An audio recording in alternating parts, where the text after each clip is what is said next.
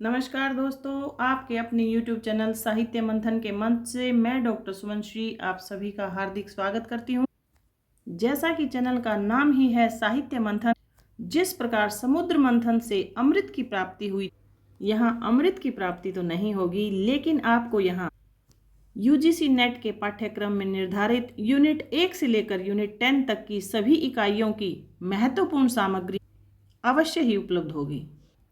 और साहित्य मंथन इस चैनल का एक ही उद्देश्य है कि यूनिट 1 से लेकर 10 तक की सभी सामग्रियों को उपलब्ध कराना। तो चलिए, इसी लक्ष्य की पूर्ति के लिए आज हम सभी इकाइयों में सबसे महत्वपूर्ण इकाई हिंदी साहित्य का इतिहास शुरू कर रहे हैं। ये यूनिट थोड़ी सी विस्तृत अवश्य है, लेकिन मैं आपको बता दूं कि इस यूनिट में सबसे ज़्यादा प्रश्न पूछे जाते हैं और इस यूनिट को हम 4 पार्ट्स में डिवाइड करके पढ़ेंगे। पार्ट 1 में आदिकाल को, पार्ट 2 में भक्ति काल को, पार्ट 3 में रीतिकाल को और पार्ट 4 में आधुनिक काल का अध्ययन करेंगे तथा इनमें से भी आधुनिक काल पर हम ज़्यादा फोकस करेंगे क्योंकि इसमें से ज़्यादा प्रश्न पूछे जाते हैं। ठीक है, तो चलिए शुरू करते हैं हिंदी साहित्य का इतिहास। वैसे तो हिंदी साहित्य के इतिहास की अनेकों पुस्तकें हैं, परंतु यहाँ पर कुछ महत्वपूर्ण पुस्तकें जो आप स्क्रीन पर देख रहे हैं वो उपलब्ध हैं। तो चलिए इनके बारे में भी थोड़ा जान लें। सबसे पहले ये है गारसा दत्तासी की पुस्तक और हजारी प्रसाद द्विवेदी की पुस्तक, और ये हैं सबसे महत्वपूर्ण आचार्य रामचंद्र शुक्ल जी की पुस्तक, और ये मिश्र बंधुओं की, और ये हैं डॉक्टर नगेंद्र की। अर्थात हमने यहाँ पर 5 पुस्तकें आपको यहाँ दिखाई हैं। इसके अलावा और भी पुस्तकें हैं जिनके बारे में हम यहाँ विस्तार से अध्ययन करेंगे। इससे पहले कि हम आगे पढ़ना शुरू करें, सबसे पहले हमें जो पढ़ना है उसके बारे में देखते हैं। हिंदी साहित्य का इतिहास, इसमें एक शब्द आया है इतिहास। इसका अर्थ सबसे पहले हमें समझना होगा। तो देखिए क्या होता है इतिहास, क्या है इतिहास। ठीक है, इति, ह और अस, इन 3 से मिलकर बना है। इति का अर्थ होता है समाप्त, ह का अर्थ होता है निश्चित और अस का अर्थ होता है होना। अर्थात हम ऐसा कह सकते हैं कि ऐसा निश्चित रूप से होकर समाप्त हुआ है। ठीक है, तो इतिहास का अर्थ अगर पूछा जाए तो इसका अर्थ होगा कि कोई घटना जो निश्चित रूप से, यानी कोई भी काल जो निश्चित रूप से होकर समाप्त हो चुका है। इतिहास का अर्थ तो हमने जान लिया है, और अब हम जानेंगे कि साहित्य का इतिहास क्या होता है। ठीक है, तो साहित्य का इतिहास क्या होता है, यहाँ देखेंगे क्या है साहित्य का इतिहास। मनुष्य के सामाजिक सांस्कृतिक जीवन का, कौन से जीवन का, सामाजिक और सांस्कृतिक जीवन का विश्लेषण ही साहित्य है। ठीक है, और इसके बारे में कुछ विद्वानों के मत भी हैं जो हम पढ़ेंगे। सबसे पहले हम डॉक्टर नगेंद्र का मत पढ़ते हैं। साहित्य का इतिहास बदलती हुई अभिरुचि और संवेदनाओं का इतिहास होता है, जिसका सीधा संबंध आर्थिक और चिंतनात्मक परिवर्तन से है। कुछ ये जो पंक्तियां दी गई हैं कि कोटेशन कह सकते हैं, अगर इनके बारे में भी हमने अच्छे से अध्ययन कर लिया तो कई बार पेपर में ये भी पूछ ली जाती हैं। वैसे तो हम इतना हिंदी साहित्य का इतिहास पढ़ेंगे तो अनेकों पंक्तियाँ आएंगी जो हमें याद करने में थोड़ी सी परेशानी होगी, लेकिन अगर आप उनके जो की पॉइंट हैं उनको ध्यान में रखेंगे तो आपको वो पंक्तियाँ कभी नहीं भूलेंगे। जैसे कि डॉक्टर नगेंद्र जी ने क्या कहा है कि अभिरुचि और संवेदना का, यानी बदलती हुई अभिरुचि और संवेदना का इतिहास है।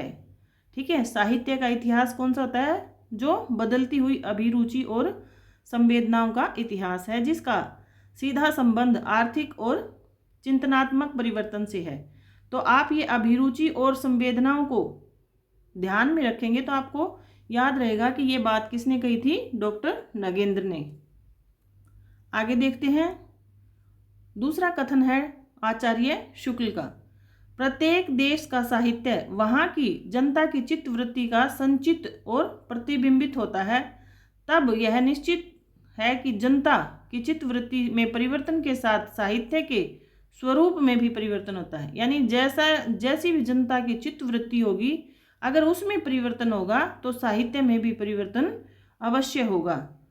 आदि से अंत तक इन्हीं चित्तवृत्तियों की परंपरा परखते हुए साहित्य परंपरा के साथ उनका सामंजस्य दिखाना ही साहित्य का इतिहास कहलाता है। तो आप इस पूरी डेफिनेशन में आचार्य रामचंद्र शुक्ल की जब ये याद करेंगे तो चित्तवृत्तियों का ध्यान रखेंगे। ये की पॉइंट होते हैं कुछ, इन चित्तवृत्तियों का ध्यान रखेंगे। जहाँ ये चित्तवृत्तियों के बारे में बताया गया तो वो आचार्य रामचंद्र शुक्ल जी का कथन है। और इससे पहले हमने डॉक्टर नगेंद्र का कथन पढ़ा था, जिसमें हमने देखा था कि अभिरुचि और संवेदनाओं का इतिहास डॉक्टर नगेंद्र ने कहा था। तो ऐसे ही हम की पॉइंट्स को नोट करेंगे और एक शॉर्ट नोट्स, अपने हैंडमेड नोट्स बनाएंगे जो आपको रिवीजन में हेल्प करेंगे।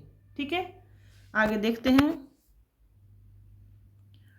इस प्रकार हम निष्कर्ष रूप से ये कह सकते हैं कि अतः साहित्य का इतिहास, जो साहित्य का इतिहास होता है वो समाज, संस्कृति, राजनीति, जो व्यवस्था है उसका, और विचारधारा और साहित्यिक प्रतिभा एवं रचनात्मक का क्रमिक परिवर्तन को क्रमबद्ध रूप से प्रस्तुत करना है। देखिए, एक तो क्रम से जो परिवर्तन हो रहा है उसको क्रमबद्ध रूप से यानी उसी रूप में वर्णन करना ही साहित्य का इतिहास होता है। ठीक है, जैसा कि आप सब भी जानते हैं कि हिंदी साहित्य का इतिहास हमारी स्नातक की कक्षाओं में और स्नातकोत्तर कक्षाओं में भी, यानी ग्रेजुएशन, बीए और एमए की परीक्षाओं में भी ये लगा हुआ है।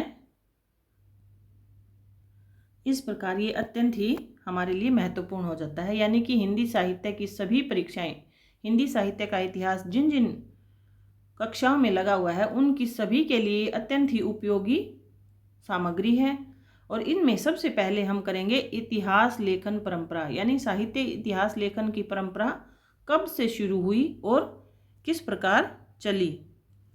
जब हम इतिहास परंपरा के बारे में पढ़ते हैं तो हमें जो ग्रंथ उपलब्ध होते हैं, जैसे कि ये ग्रंथ है, ये 1839 ईस्वी में प्राप्त हुआ, यानी कि 19वीं शताब्दी में।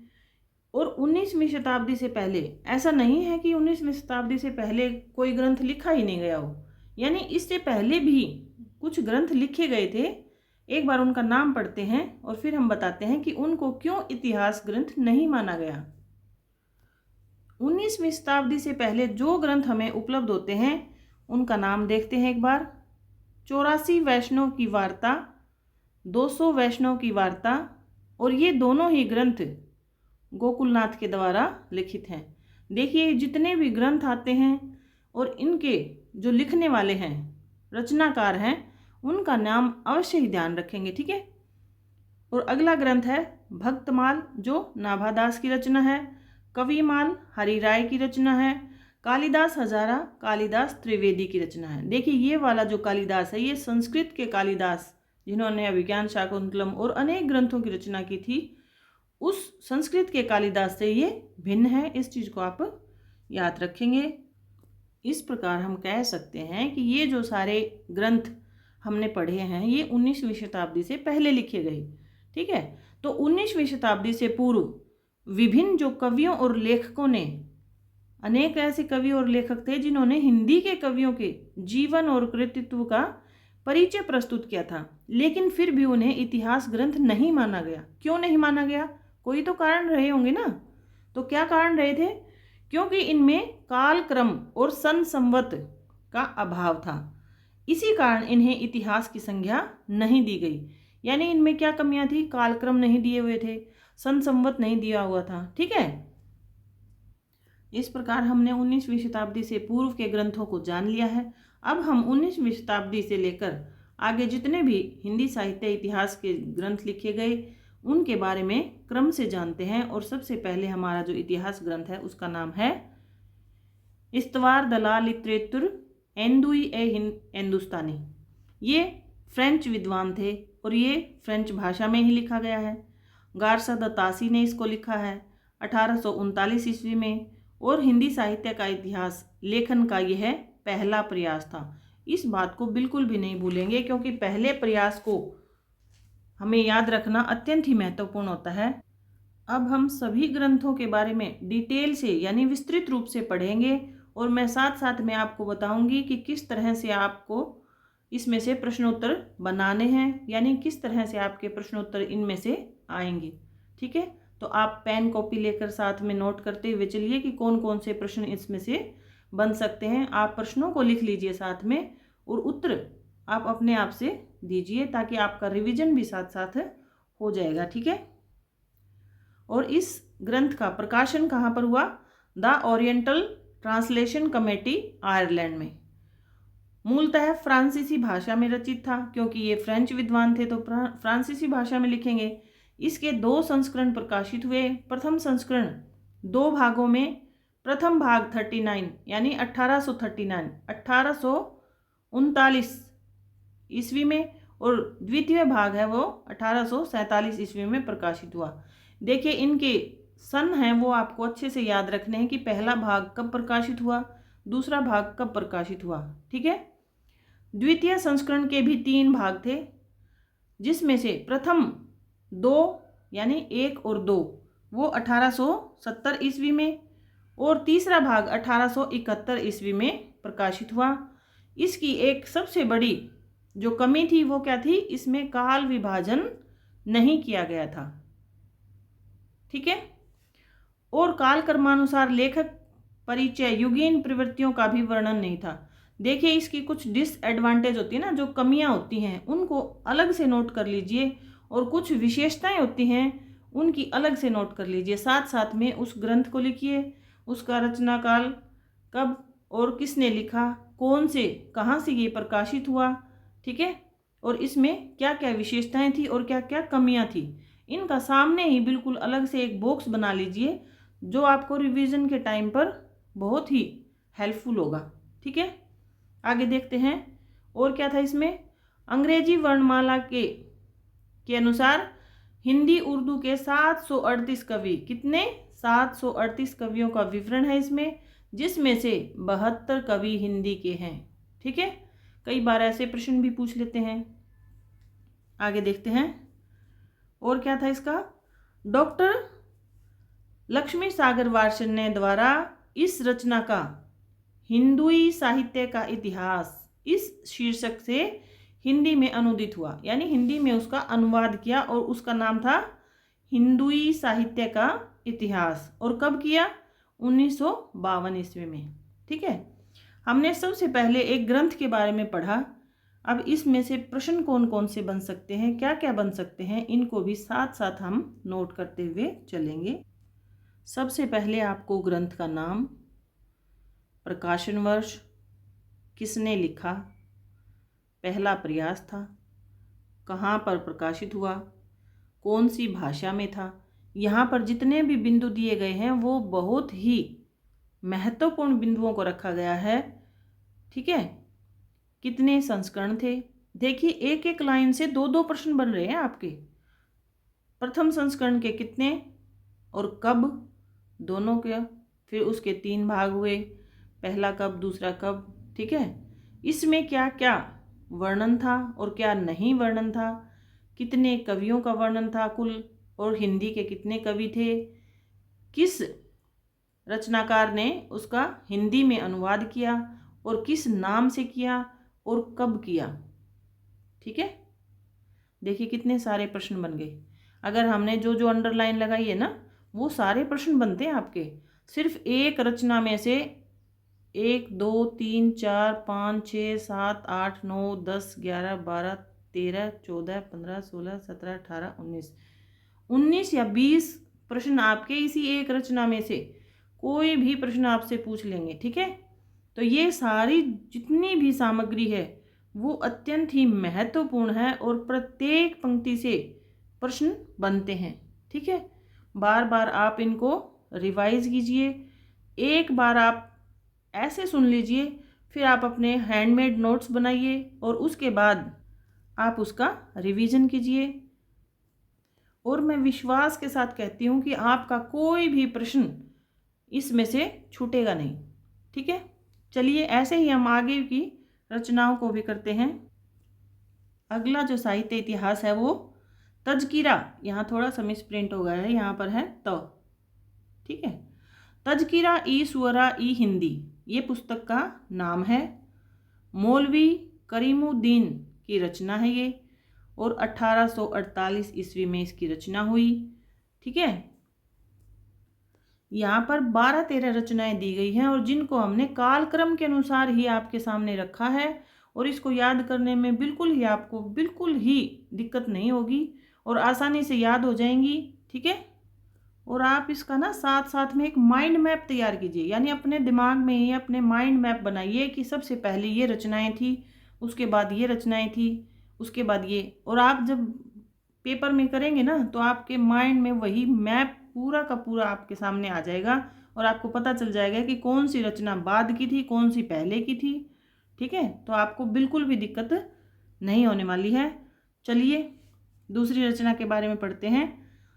रचना का नाम, रचना काल और रचनाकार, कहाँ पर प्रकाशित, दिल्ली कॉलेज द्वारा प्रकाशित, 1004 कवियों का परिचय, जिसमें से 62 कवि हिंदी के थे, ठीक है। जैसे पिछली रचना जो हमने की थी उनमें टोटल कितने कवि थे और कितने हिंदी के थे, ऐसे एक अपना चार्ट बना लीजिए। इसमें कालक्रम का ध्यान रखा गया और इसका एक अन्य नाम भी है तबका सुअरा, इसका नाम भी कह सकते हैं, यानी इसका दोनों नाम आ सकते हैं आपको, तजकिरा ई सुअरा ई हिंदी भी आ सकता है और तबका सुअरा भी आ सकता है, इसलिए इसके अन्य नाम को भी नहीं भूलेंगे। अगली रचना है हमारी भाषा काव्य संग्रह। इसके लेखक हैं महेश दत्त शुक्ल, जो 1873 ईस्वी में, देखिए क्रम से चल रही है। जो पहली रचना हमने की थी वो 1839 ईस्वी में थी, ठीक है, और दूसरी 48 में, अब तीसरी रचना है वो 1873 में। ऐसे ही क्रम से हमने ये रचनाएं रखी हुई हैं, तो आपको याद करने में आसानी रहेगी। और ये कहाँ से प्रकाशित हुई, नवल किशोर प्रेस लखनऊ से ये प्रकाशित हुई और इसका नाम था भाषा काव्य संग्रह, ठीक है। ये तीसरी रचना है और हिंदी भाषा में रचित हिंदी साहित्य इतिहास संबंधी ये पहला ग्रंथ है, ठीक है, ये भी याद रखेंगे। अगली रचना का नाम है शिव सिंह सरोज, ठीक है। इसके लेखक हैं ठाकुर शिव सिंह सेंगर, 1883। साथ साथ में हम रिवाइज करते चलेंगे, 1839, 1839 और 1848, 1873 और ये है 1883, यानी 10 वर्ष पश्चात, 10 वर्ष के बाद आई है ये। ऐसे रिलेट करते हुए चलेंगे कि पिछली रचना जो हमने पढ़ी थी भाषा काव्य संग्रह वो 1883 ईस्वी में थी और ये 1873 में थी और ये 1883, यानी 10 वर्ष के बाद, ठीक है। ऐसे एक दूसरे से जोड़ते हुए चलेंगे तो वो रचनाएं जल्दी याद हो जाती हैं। सर्वप्रथम 1003 भाषा कवियों का इसमें विवरण किया गया था, क्योंकि इसमें भाषा कवियों का वर्णन किया गया था, ठीक है। उसमें अन्य भाषा के कवियों का भी वर्णन था बाकियों में, और हिंदी के कुछ ही कवि थे, लेकिन इसमें सबसे पहले भाषा कवियों का वर्णन यहाँ पर उपलब्ध होता है। और ये 2 पार्ट हैं इसके भी, पूर्वार्ध और उत्तरार्ध। पूर्वार्ध में 838 कवियों की रचनाओं के अंश हैं, यानी पहला जो भाग है उसमें रचनाओं के अंश हैं, इन चीज़ों को ध्यान देंगे। और जो दूसरा उत्तरार्ध है उसमें 1003 कवियों का जीवन परिचय है, ठीक है। यानी पहले भाग में तो रचनाओं के अंश हैं, कितने कवियों के, 838 कवियों के, और दूसरे यानी उत्तरार्ध में 1003 कवियों के जीवन परिचय के बारे में वर्णन किया गया है। और ये कौन सी पद्धति में है, वर्णानुक्रम पद्धति में लिखी गई ये पुस्तक है। काल विभाजन और नामकरण भी इसमें दोनों ही नहीं है, ठीक है। केवल वर्णों के आधार पर ही ये रचना लिख दी गई है। और आचार्य शुक्ल ने इसे, ये सबसे इम्पोर्टेंट बिंदु है कि आचार्य शुक्ल ने इसे कवि वृत्त संग्रह कहा है, ठीक है, यानी कवियों का जहाँ पर वर्णन किया गया है, इसलिए इसको कवि वृत्त संग्रह। जैसे जैसे हम आगे पढ़ेंगे ना, तो कहीं किसी पुस्तक को क्या कहा है शुक्ल ने कि ये कवि वृत्त संग्रह है, कोई बड़ा कवि वृत्त संग्रह है और कोई बहुत बड़ा कवि वृत्त संग्रह है। तो ये हमें याद रखना है कि कौन सी रचना को शुक्ल जी ने कवि वृत्त संग्रह कहा है, कौन सी को बड़ा कवि वृत्त संग्रह कहा है और कौन सी रचना को बहुत बड़ा कवि वृत्त संग्रह कहा है। ये तीन बातें हमें याद रखनी है। तो आगे जब हम पढ़ेंगे तो मैं आपसे पूछूंगी कि किस कवि की या किस रचनाकार की रचना को शुक्ल जी ने कवि वृत्त संग्रह कहा, केवल कवि वृत्त संग्रह। ठीक है, इसको याद रखेंगे। ये चीज़ें जो मैं आपको बार बार 2-3 बार रिवाइज करा रही हूँ ना, इसका अर्थ ये है कि आपको यहाँ सिर्फ पढ़ते पढ़ते ही ये चीज़ें याद हो जाएं। ठीक है, आगे देखते हैं। आदिकाल की प्रारंभिक सीमा, यानी आदिकाल की प्रारंभिक सीमा विक्रम संवत 770 मानी गई है। ठीक है, आगे देखते हैं। कवि पुष्प, पुंड और पुष्पदंत। देखिए ये तीनों ही नाम आपको मिल सकते हैं, चाहे कवि पुष्प हो या कवि पुंड हो या पुष्पदंत हो। इनको हिंदी का पहला कवि, प्रथम कवि माना है। किसने? शिव सिंह सरोज ने, यानी ठाकुर शिव सिंह सेंगर ने। ठीक है, और जिनकी रचना का नाम है ये शिव सिंह सरोज। अगली रचना देखते हैं। अगली रचना का नाम है the Modern Vernacular Literature of Hindustan. इसके रचनाकार हैं जॉर्ज ग्रियर्सन और 1888। देखिए कालक्रम के अनुसार चल रहे हैं ना हम। कब? 39, फिर 48, फिर 73, फिर 83। ये 4 रचनाएं हम पढ़ चुके हैं ना। ठीक है, सबसे पहली रचना का क्या नाम था? इस्तवार द लालित्रेतर। दूसरी रचना तजकिरा ये सूरा, और तीसरी भाषा काव्य संग्रह थी, और चौथी है अब शिव सिंह सरोज, और ये है 5वीं रचना जिसका नाम है the Modern Vernacular Literature of Hindustan, और इसकी रचना 1888 ईस्वी में हुई थी। The Royal Asiatic Society of Bengal पत्रिका के विशेषांक के रूप में प्रकाशित हुई। ये देखिए पुस्तक के रूप में ये प्रकाशित नहीं हुई, ये पत्रिका के विशेषांक के रूप में प्रकाशित हुई। और ऐसी ही बात आगे भी आएगी, एक रचना और है जो इसी रूप में प्रकाशित हुई, यानी पहले पुस्तक के रूप में उपलब्ध नहीं थी। तो ये इसको याद रखेंगे कि कौन सी जो हिंदी साहित्य इतिहास की पुस्तक है जो एक पत्रिका के रूप में के विशेषांक के रूप में प्रकाशित हुई, तो उसका नाम है the Modern Vernacular Literature of Hindustan. आगे देखते हैं। 1889 ईस्वी में स्वतंत्र इतिहास पुस्तक के रूप में प्रकाशित हुई।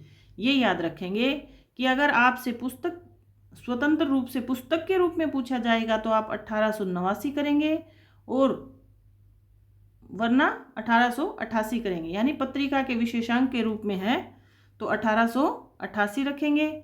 अगर स्वतंत्र पुस्तक के रूप में दे दिया जाए तो 1889 लिखेंगे। ठीक है, अंग्रेजी विद्वान थे, यानी अंग्रेज विद्वान थे तो पुस्तक को अंग्रेजी में ही लिखेंगे। ठीक है, एक बात देखिए आगे। डॉक्टर किशोरी लाल गुप्त द्वारा हिंदी साहित्य का प्रथम इतिहास नाम से हिंदी में अनुदित की गई, यानी कि जॉर्ज ग्रियर्सन ने इसको अंग्रेजी में लिखा और इसका हिंदी अनुवाद किसने किया? डॉक्टर किशोरी लाल गुप्त के द्वारा। और किस नाम से? हिंदी साहित्य का प्रथम इतिहास। या तो आपको ये पुस्तक दे दी जाएगी कि इस नाम से किसने किया, या डॉक्टर किशोरी लाल गुप्त ने द मॉडर्न वर्नाक्यूलर को किस नाम से हिंदी में अनुवाद किया। ऐसे आपसे प्रश्न पूछ लिए जाएंगे। ठीक है, आगे देखते हैं। 1957 ईस्वी में हिंदी प्रचारक पुस्तकालय वाराणसी से ये प्रकाशित हुई, यानी हिंदी अनुवाद जब किया तो वो कब प्रकाशित हुआ? 1957 में। इससे पहले हमने जब शुरू की थी ना ये पुस्तकें, तब एक और पुस्तक थी जो हिंदी अनुवाद किया था। किसने? लक्ष्मी सागर वार्ष्णेय ने। और कब प्रकाशित हुई थी वो? 1952। ऐसे रिलेट रखेंगे। ऐसे रिलेट करके पढ़ेंगे कि ये पुस्तक है, इसका अनुवाद है ये किशोरी लाल गुप्त के द्वारा किया गया। और कौन सी पुस्तक है? द मॉडर्न वर्नाक्युलर लिटरेचर, और वो थी इस्तवार द ला लिटरेचर, और जिसका हिंदी में अनुवाद किया था लक्ष्मी सागर वार्ष्णेय ने। और कब किया था? 1952 ईस्वी में। तो इन दोनों में ये डिफरेंस है, इसको याद रखेंगे, आपको याद करने में आसानी होगी। ऐसे अगर आप जोड़कर दो चीज़ों को रिलेट करके पढ़ेंगे ना, तो आपको हिंदी साहित्य बहुत ही इंटरेस्टिंग लगेगा। और ये जो पुस्तक जिसका हम अब वर्णन कर रहे हैं ना, इसमें बहुत सी महत्वपूर्ण बातें हैं, इन सभी को याद रखेंगे। आगे देखते हैं 1957 में, ठीक है। कुल 952 कवि, देखिए 952 कवि, जितनी पुस्तकें हैं ना उनमें अलग अलग कवि और कितने हिंदी के हैं ये सब दिए गए हैं। इसलिए इनको सामने ही लिखकर अपना एक शॉर्ट नोट्स अवश्य ही बना लें इस वीडियो के साथ में। आप सबसे पहले आप पूरी वीडियो को अच्छे से सुन लें, उसके बाद आप अपने हैंडमेड नोट्स ज़रूर बनाएं, बिल्कुल शॉर्ट नोट्स के रूप में, ठीक है। देखिए आगे, और 886 कवि, और इन्होंने क्या किया? इन्होंने ज़्यादा मेहनत नहीं की। इन्होंने क्या किया कि 886 कवि हैं वो शिव सिंह सरोज में वर्णित थे, उनको ले लिया, और सिर्फ 66 कवि हैं वो नए उसमें जोड़ दिए, और अब इनके हो गए 952 कवि, ठीक है। और केवल हिंदी कवि ही वर्णित थे। ये इसकी महत्वपूर्ण बात है कि इसमें ना उर्दू के ना और किसी चीज़ के, केवल हिंदी के कवि ही वर्णित थे। और काल क्रमानुसार कवियों का जीवन चरित्र वर्णित था। यहाँ पर क्या था? कालक्रम भी था और उनका जीवन चरित्र का वर्णन भी था। युगीन परिस्थितियों और प्रवृत्तियों का भी वर्णन था। देखिए ये सारी इसकी विशेषताएं हैं कि इस पुस्तक में क्या क्या चीज़ें दी गई थी। तो ऐसे ही प्रश्न आपके बन जाएंगे कि वह कौन सी पुस्तक है जिसमें कवियों के जीवन चरित्र को वर्णित किया गया है, या कालक्रम को प्रस्तुत किया गया है, या युगीन परिस्थितियों को जोड़ा गया है, ठीक है, और प्रवृत्तियों का वर्णन किया गया है। तो ये एक एक जो वाक्य है ना, उसको जैसे ही पढ़ते हैं तो आपको पता होना चाहिए कि इसमें से क्या प्रश्न बन सकता है, ठीक है। आगे देखते हैं, हिंदी साहित्य का विकास क्रम का वर्णन 4 भागों में विभाजित किया इन्होंने, ठीक है। कितने? 4। कौन कौन से हैं? चारण काव्य, धार्मिक काव्य, प्रेम काव्य, दरबारी काव्य, ठीक है। हिंदी साहित्य का जो विकास क्रम था ना, इसको 4 भागों में बांट दिया कि चारण काव्य है वो एक अलग प्रस्तुत कर दिया, धार्मिक काव्य को एक स्थान पर रख दिया, प्रेम काव्य को एक स्थान पर, और दरबारी काव्य को एक स्थान पर, यानी 4 चीज़ों का इसमें कर दिया। आगे देखते हैं, और 16वीं 17वीं शताब्दी, यानी जब हम इनके कालक्रम पढ़ेंगे ना कि आदिकाल का समय सीमा कितनी है, भक्ति काल की कितनी है, तब हमें पता चलेगा कि भक्ति काल की जो समय सीमा है वो 16वीं और 17वीं शताब्दी है। 16वीं और 17वीं शताब्दी यानी भक्ति काल को हिंदी साहित्य का स्वर्ण युग इन्हीं विद्वानों ने माना है, इसी विद्वान ने माना है, और इसका नाम है जॉर्ज ग्रियर्सन। ग्रियर्सन ने हिंदी को अंग्रेजी द्वारा आविष्कृत भाषा कहा है। देखिए क्या कहा इन्होंने कि हिंदी है वो अंग्रेजी द्वारा आविष्कार की गई है। ये तो गलत है, ठीक है, लेकिन जो इन्होंने दिया है वो हमें पढ़ना भी है, ठीक है। इस चीज़ को याद रखेंगे क्योंकि ये पंक्ति पूछ ली जाएगी आपसे कि किस रचनाकार ने हिंदी को अंग्रेजी से आविष्कृत भाषा कहा है, ठीक है। और क्या कहा? आचार्य शुक्ल ने इसे, ये आ गया आपका प्रश्न, ठीक है। क्या प्रश्न बनता है? आचार्य शुक्ल ने इसे बड़ा कवि वृत्त संग्रह कहा है। देखिए मैंने जब पहले हम कर रहे थे ना चर्चा, तब भी बताया था कि 3 बातें आपको याद रखनी है। कवि वृत्त संग्रह किस पुस्तक को कहा है? शिव सिंह सरोज, ठीक है, जिसके रचनाकार कौन है? ठाकुर शिव सिंह। और दूसरी रचना ये द मॉडर्न वर्नाक्युलर जो ग्रियर्सन की रचना है, और इसको बड़ा कवि वृत्त संग्रह। एक रचना और आएगी जिसको बहुत बड़ा कवि वृत्त संग्रह कहेंगे शुक्ल जी, ठीक है। तो इन 3 बातों को आप याद रखेंगे। 3 रचनाएं हैं। शिव सिंह सरोज को कवि वृत्त संग्रह कहा है, और ये जो पुस्तक जो अब हम पढ़ रहे हैं ग्रियर्सन की द मॉडर्न वर्नाक्यूलर, इनको बड़ा कविवृत्त संग्रह का है। और तीसरी पुस्तक हमारे सामने अभी हम पढ़ेंगे जिसको बहुत बड़ा कविवृत्त संग्रह का है। ठीक है। और अगला इतिहास ग्रंथ है जिसको हम पढ़ेंगे, उसका नाम है मिस्र बंधु विनोद। इसके लेखक कौन है, रचनाकार कौन है, मिस्र बंधु, यानी मिस्र बंधु 3 भाई थे ये, और इन्होंने इस रचना को लिखा था। और उनके नाम हैं गणेश बिहारी, श्याम बिहारी, शुकदेव बिहारी मिश्र। इन तीनों के नाम आप याद रखेंगे और इसको छोटे रूप में आप याद कर लें। एक ट्रिक मैं आपको बता देती हूँ, शुक श्याम गणेश। ठीक है, शुक श्याम गणेश, ये तीनों बंधु थे, मिस्र बंधु थे, और इन्होंने इस रचना को लिखा जिसका नाम था मिस्र बंधु विनोद। प्रथम 3 भाग, यानी इसके भी 4 भाग थे। प्रथम 3 भाग यानी भाग 1, भाग 2 और भाग 3 1913 ईस्वी में, और चौथा भाग 1934 ईस्वी में। कालक्रम से हम चल रहे हैं, साथ साथ में अगली रचना को पढ़ने से पहले हम पिछली रचनाओं का रिवीजन करते चलेंगे तो हमें जल्दी याद होंगी। ठीक है, यानी 39 ईस्वी से शुरू किया था हमने। 1839 ईस्वी में, एक बार मैं छोटे रूप में लिख देती हूँ, एक बार जो रचनाएं हम पढ़ चुके हैं उनको रिवाइज करते हैं। एक बार सबसे पहले हमने पढ़ी थी इस्तवार द लालित्रेतर, जो कि 1839 में लिखी गई थी। और दूसरी रचना पढ़ी थी तजकिरा ए सुअरा, जो 1848 ईस्वी में लिखी गई। तीसरी हमने पढ़ी भाषा काव्य संग्रह, जो कि 1873 ईस्वी में। और इसके 10 साल बाद यानी 83 ईस्वी में, 1883 ईस्वी में हमने पढ़ी थी शिव सिंह सरोज। और इसके बाद द मॉडर्न वर्नाक्यूलर पढ़ी, जो कि ग्रियर्सन की थी, वो 1888 ईस्वी में। और अब ये रचना यानी 1, 2, 3, 4, 5 रचनाएं हैं, ये 1800 इनमें शुरू हुई। 1839, 1848, 1873, 1883 और 1888।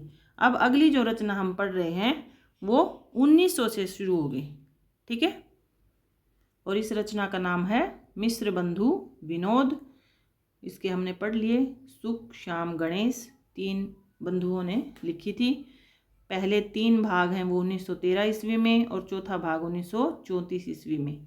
ठीक है, कालक्रम से हम सभी रचनाओं को पढ़ रहे हैं। इनको कालक्रम से व्यवस्थित करने का मैंने पूरा प्रयास किया है, और उसके जितने भी महत्वपूर्ण बिंदु, यानी अब तक के पेपरों में जितने भी क्वेश्चन बन चुके हैं वो इसमें सारे शामिल हैं, और इन्हीं में से आपके प्रश्न आगामी परीक्षाओं में बनेंगे। ठीक है, तो इनको अच्छे से कंठस्थ कर लें। आप बिल्कुल फ्री माइंड होकर अपने हिंदी साहित्य के इतिहास को पढ़ें। ये बहुत ही रोचक है। अगर आप इसको एक दूसरी चीज़ों से रिलेट करते हुए चलेंगे, क्रम से चलेंगे, तो ये अत्यंत ही महत्वपूर्ण होने के साथ साथ रोचक भी है। और मिस्र बंधु विनोद में क्या था, व्यवस्थित कालक्रम था और नामकरण भी थे, यानी इतनी सारी विशेषताओं के साथ मिस्र बंधु विनोद थी। और कुल इसमें देखिए, इसमें सबसे ज़्यादा 4591 कवियों का वर्णन, यानी लगभग 5000 कवियों का वर्णन इसमें किया गया। आचार्य शुक्ल ने इसे बड़ा भारी कविवृत्त संग्रह कहा है। देखिए, मैंने आपको शुरू में ही बताया था कि एक तो कविवृत्त संग्रह, दूसरा बड़ा कविवृत्त संग्रह, और एक बड़ा भारी कविवृत्त संग्रह।